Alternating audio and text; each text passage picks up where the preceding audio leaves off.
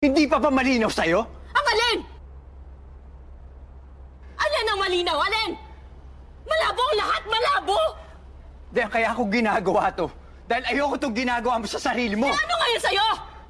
Bakit ba lagi mo akong pa'y nakikalaman? Yung kilos ko, yung galaw ko, Eh yung dahil damit ko! mahal nga kita! Mahal kita!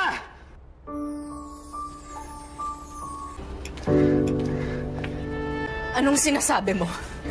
Mahal nga kita. Hindi mo pa maintindihan yun? Mahal kita! Bakit mo to sinasabi? Bakit kailangan mo sabihin to, ha? Para umamo ako? Para makuha mo ako ulit? Ganun ba? Hindi. Mali yung iniisip mo eh. Anong gusto mong isipin ko? Akala mo ba tanga ko? Alam ko ang modus mo sa mga babae. Paikutin mo, pakakagatin mo. Kapag pinagsawaan mo na, iiwan mo rin. I'm sorry, sir, ha? I'm sorry, natuto na ako eh. Naging tanga na ako ng isang gabi, hindi ko na uulitin yon. Hindi ako magiging biktima mo. Oo, inaamin ko marami akong naging babae. Marami akong nasaktan pero hindi ibig sabihin nun na gagawin ko sa'yo yung ginawa ko sa kanila. Ano pa ba gusto mo? Ano pa ba gusto mo? Nakuha mo na ako, di ba? Mali! Mali na may nangyari sa atin, sir. Gusto ko na yung burahin sa isip ko, alam mo ba? Kaya pwede ba tandanan mo na ako? Wala lang ba sa'yo yun? Wala lang sa'yo yung nangyari sa atin? Then for me, what happened to us was special.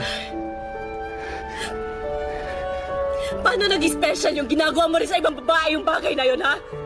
Hindi ako tulad ng iba. Sinisave ko yung sarili ko para sa lalaki pakakasalan ko. Mamahalin ko buong buhay ko. Hindi tulad mo! Hindi tulad mo!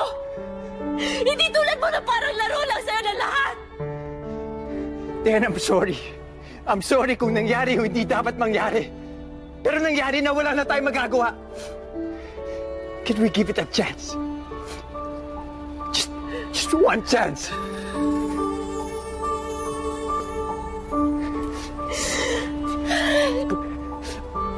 Hindi porket may nangyari sa atin. Gusto na kita. Mamahalin kita. Hindi ganun kadali yun. Hindi!